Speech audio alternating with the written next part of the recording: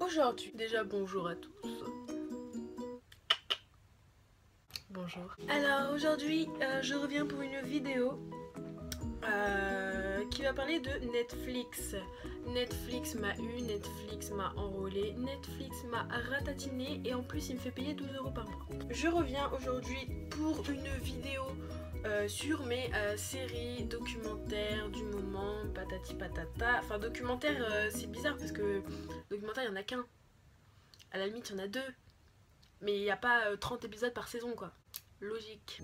Je reviens pour vous faire mon top 5 de mes séries et documentaires du moment. Donc je vais partir du numéro 5 pour arriver jusqu'au numéro 1 et en entre temps je vais vous expliquer un petit peu les séries, pourquoi je les aime, les documentaires, pourquoi je les aime.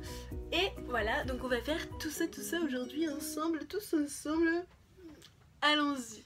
Numéro 5, ça va être Making a Murderer. Ce qui veut dire fabriquer un meurtrier, entre guillemets c'est ça, on va dire que c'est ça, en gros c'est ça. Donc c'est un documentaire basé sur des faits réels. C'est un documentaire donc forcément innocent. C'est un documentaire qui retrace la vie de plusieurs meurtriers ou faux meurtriers, enfin des gens qui ont été accusés de meurtre ou non. Enfin accusés de meurtre pour de vrai, enfin comment dire, accusés de meurtre puis innocentés parce que c'était pas eux, puis des histoires sur des meurtriers qui étaient vraiment des meurtriers qui ont vraiment été condamnés pour meurtre. Moi en fait pourquoi j'aime ça, parce que j'ai une grande passion pour chroniques criminelles, crimes. Oui, j'ai des swatchs sur ma main, voilà. Ah, donc je disais, j'ai une grande passion pour crime, chroniques criminelles, enquêtes criminelles, les enquêtes impossibles, tout ce qui est de ce genre là, j'adore, je crois que je les connais toutes par cœur, toutes les histoires de crimes qu'il y a en France, je les connais par cœur. C'est un truc qui me passionne de ouf depuis des années. Je peux passer des heures à regarder des émissions comme ça, et quand c'est des documentaires donc avec des vraies images tirées de vraies histoires etc, ça me fascine encore plus. En fait c'est un peu bizarre parce que je m'intéresse vraiment énormément à ça, j'adore ça. Si je pouvais rencontrer le pire meurtrier du monde et lui poser mes questions, je serais la plus heureuse du monde. Ouais, c'est très bizarre, c'est très bizarre. Mais voilà, c'est vraiment quelque chose que j'adore. Je sais pas pourquoi ça me captive autant, mais j'adore ça. Et donc voilà, je peux passer des heures à regarder ça. Et quand j'ai vu ça sur Netflix, je me suis dit waouh, mais Netflix me connaît trop bien.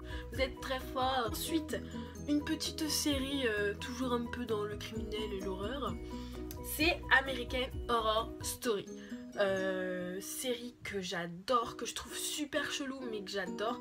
C'est plein de suspense et en même temps en fait l'épisode 1 à l'épisode 9 on va rien comprendre et l'épisode 10 on va tout comprendre. Vous avez compris ou pas? En fait c'est vachement compliqué de comprendre mais en même temps c'est simple, donc faut vraiment se concentrer, faut vraiment avoir les idées un peu saugrenues pour se dire pourquoi lui, pourquoi ça, pourquoi ci, pourquoi ça.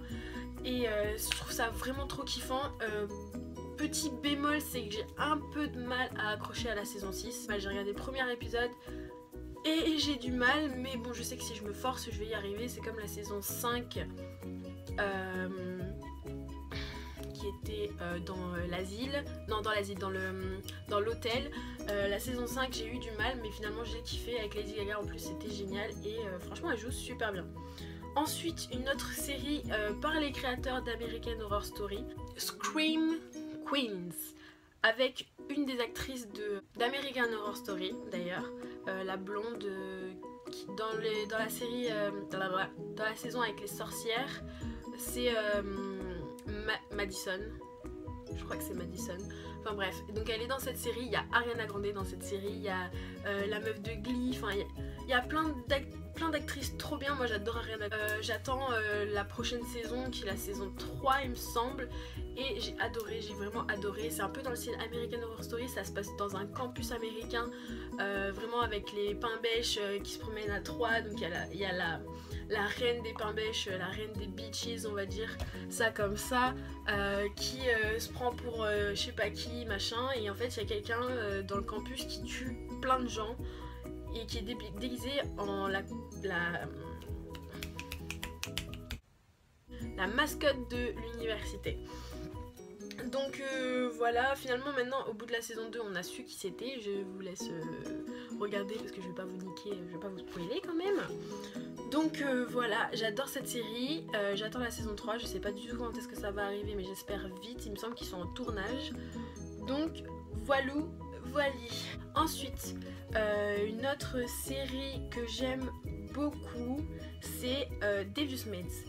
Devious Maids qui est une série créée par Eva Longoria, un peu dans le style de Desperate Housewives mais sous l'angle de bonnes, des bonniches de maison, des bonnes en fait, des maids.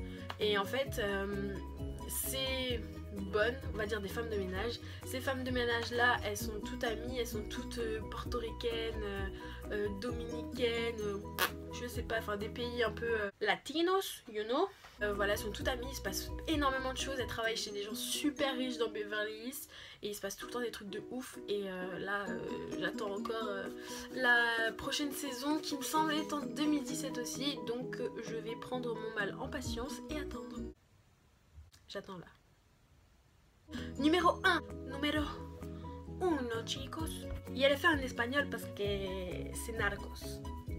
Narcos. Qui ne connaît pas Narcos? Avec le grand Pablo Escobar. Bon, on va parler français hein, parce que mon accent n'est pas fameux.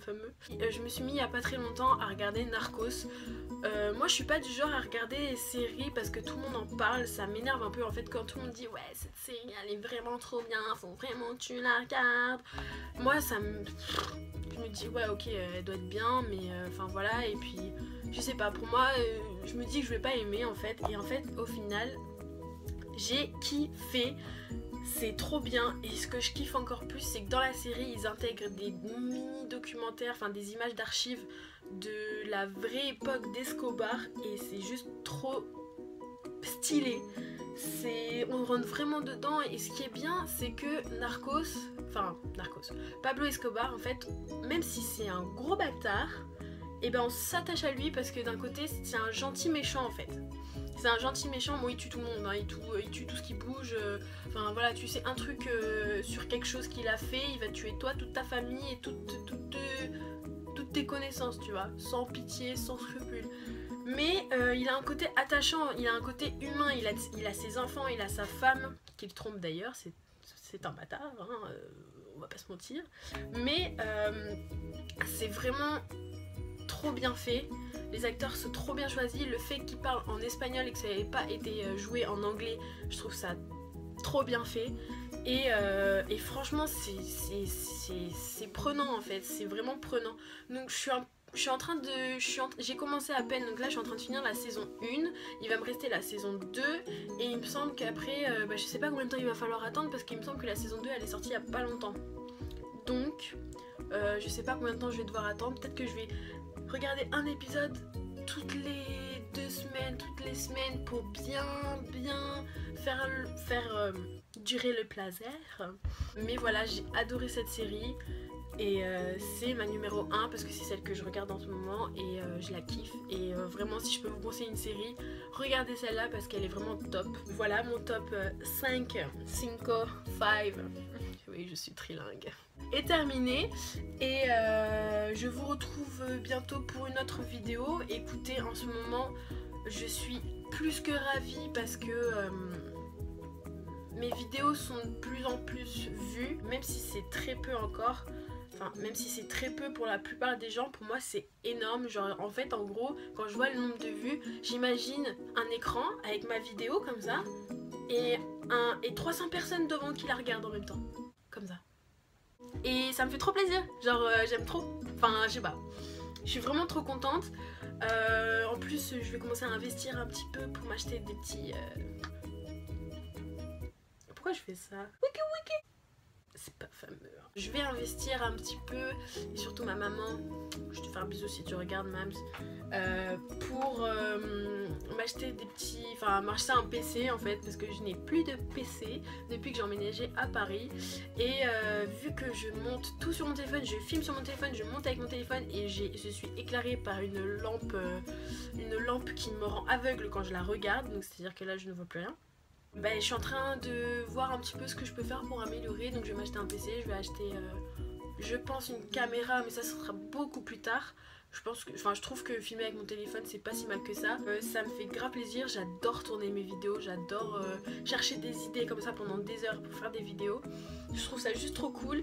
Et en plus quand je vois que les gens regardent, que les gens commentent, que les gens me donnent leur avis, ça me fait trop plaisir. Et je me dis qu'il faut persévérer pour y arriver.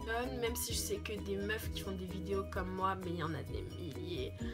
Et je sais que c'est compliqué, mais je m'accroche. Et pour l'instant, avec ce que je fais, ce que j'ai, les abonnés que j'ai, même si j'en ai vraiment qu'une petite poignée, et les vues que je fais, je suis trop contente.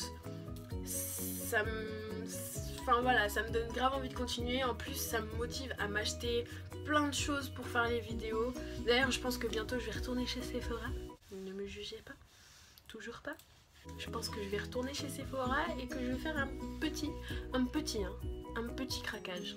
Et il faut que je vous montre d'autres choses quand même, il faut que je teste d'autres choses, voilà quoi, on va pas s'arrêter à un kit pour le teint et un bronzer quand même. Donc voilà, donc si vous avez des idées de vidéos, des choses à me proposer, des machins, des trucs, des bidules, n'hésitez pas à me dire en commentaire, n'hésitez pas aussi à aller sur mes réseaux sociaux Instagram et Twitter que j'ai mis en barre d'infos. Puis voilà, bah écoutez, je vous fais des gros bisous et puis à bientôt.